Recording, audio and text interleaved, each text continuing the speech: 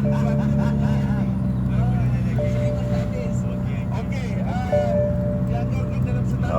Assalamualaikum.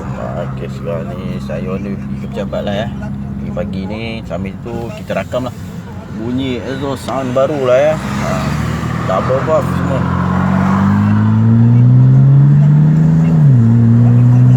Okey, double buff.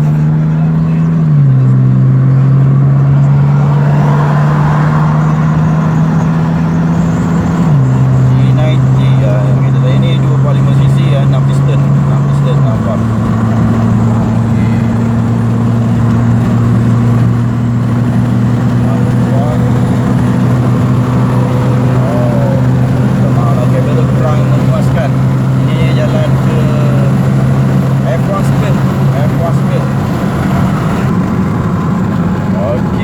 Sekarang kita hampir sampai ke F1 circuit ni lah.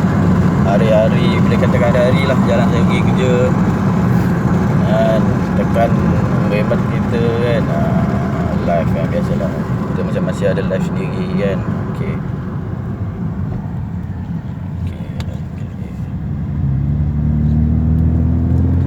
Kita sound lagi bunyi okey tak okey, nanti you all comment. 6 silinder.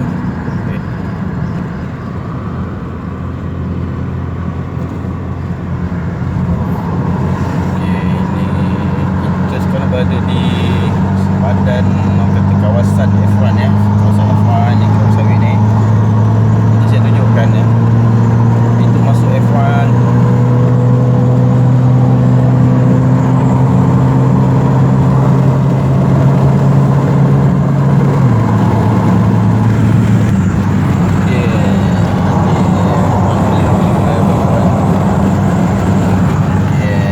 Ini papan online ya, ada function event apa-apa semua dia akan set.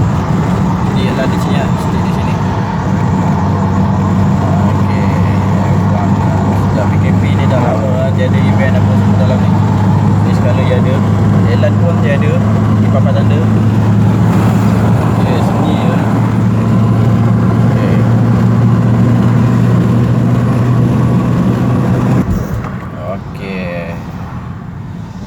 Kita ambil nampak ya bandar estate Simpang 4, kanan pergi ke Bagalala, Sungai Pelik, kiri pergi ke Salak Lama, terus bandar estate. Okey, ke kanan lah, saya masuk kanan untuk pergi ke office saya. Hari ni saya ada urusan tu apa, hantar anak ke asrama, jadi pergi office kejap. Jadi sambil pergi office tu kita test sound ya.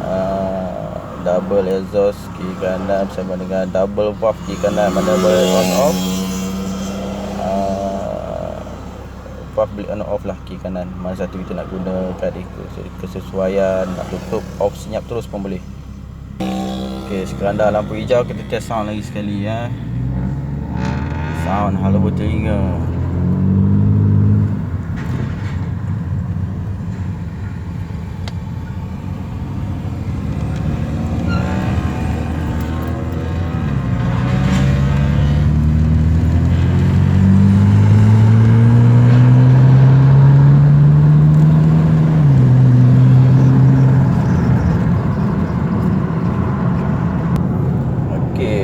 Button on off ada double controller on off kiri kanan.